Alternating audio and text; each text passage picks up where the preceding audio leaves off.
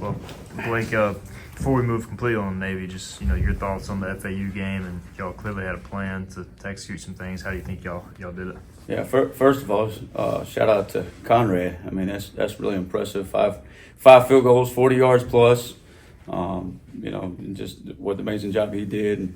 But really proud of our guys going down there in a stadium we're familiar with from a year ago, and the way we played, and getting after those guys and doing things we did. I think they did a really good job of keeping Western in check. I think he's leading the NCAA in receptions, and I think up until the last drive he had like 3 of them. So just a really good job by our defensive guys, just knowing where he's at, paying attention to him, trying to get hands on him, disrupting him, and at the same time, those disruptions out wide gives a chance to get after the quarterback inside, which led to about 5 sacks inside, I believe. So just thought that was a really good job of those guys executing and playing hard and playing their tails off. Is it you always want to move on to the next game, but when you have the option coming up, does that make it that much easier to move on quickly? It definitely does. I mean, we've been preparing for Navy, really all season.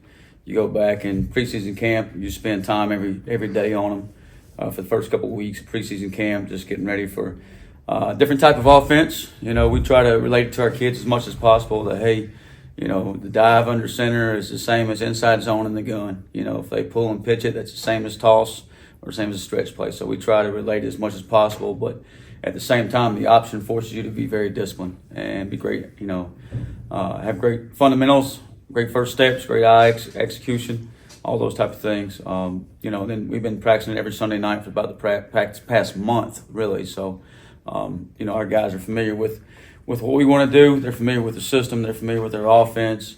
And now you're full-time diving into it. So certainly it helps put FAU to bed really quick, and you hop on Navy right away. You always say the 24-hour rule, but definitely this week it certainly is. You got to get right to Navy.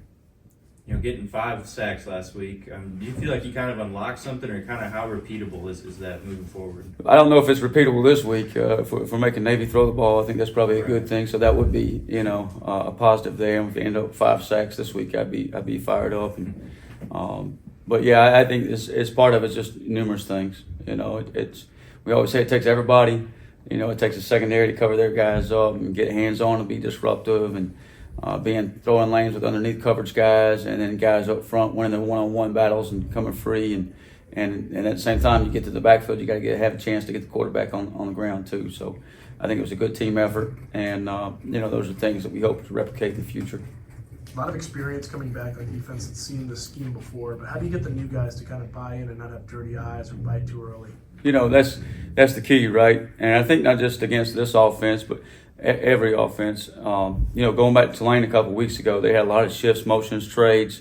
They're going to show you one thing pre-snap, show you another thing post-snap. Navy's very similar. They're going to show you a new formation of the week or a new play of the week.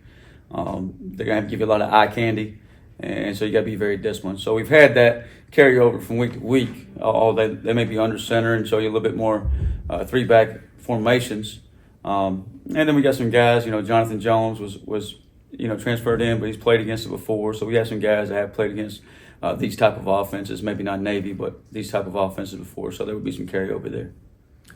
For you, their OC obviously are on the same staff. So how interesting is that? And I'm sure it'll be a little bit of a chess match between you guys. Yeah, Coach Chestnut was awesome to me when we first moved to Atlanta. Just me and my family. I think my daughter and his daughter went to school together. His wife and my wife became good friends.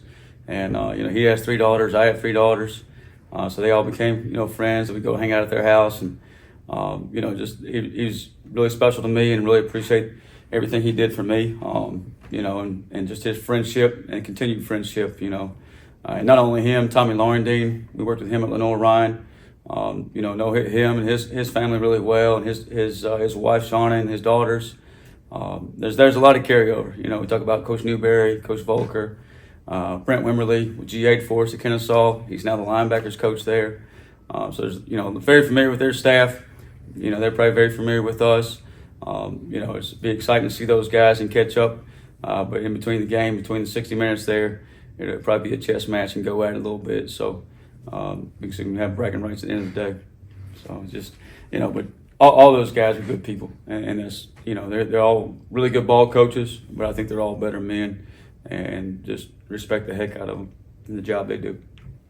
Do you enjoy, I don't know, going against them come game day, or is it kind of like stressful when you're facing somebody you know so well in that regard? I think it's the stress part is more just the offense. You know, obviously those guys knowing you and being familiar with you, that does stress you out a little bit. You know how good of coaches they are and how good of a job they do. Coach Ashley with that O-line, Coach Jasper, you know, he's been around this thing for a long time, and just experience they have. So what you're up against is not just some rookie coaches. You know, they're guys that's been in this offense for 20 plus years, and that's the stress factor of it. You know, and then I think just knowing familiar faces on the other sideline doesn't really add it to it. Just the experience and respect you have for those guys at the job they do.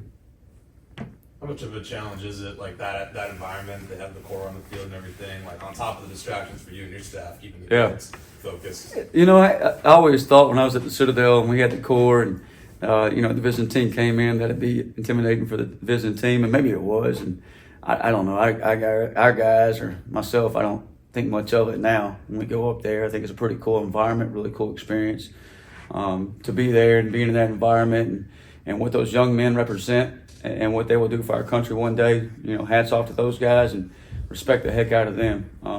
But as far as, between those 60 minutes in between the game, I think our guys are locked in on doing their job, playing their assignment, playing their key, playing fast, playing physical, playing our culture, and try to bring a win home for our program.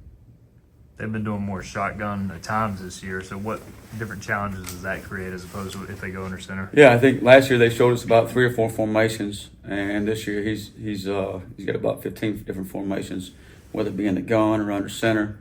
I think last year our total focus was under center, and we saw a little bit of gun last year, but I think this year you have to split those things up. You take a little bit of, hey, this is similar to what our offense does, or this is similar to this opponent.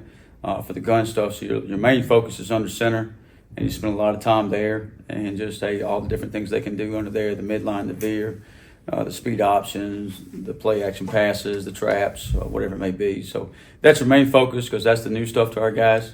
But it does create, hey, they're not just one-dimensional. They can get in the gun, they can do some different things, which I'm not sure that was totally their package in the past. I think that's where they expanded on it and created some more things.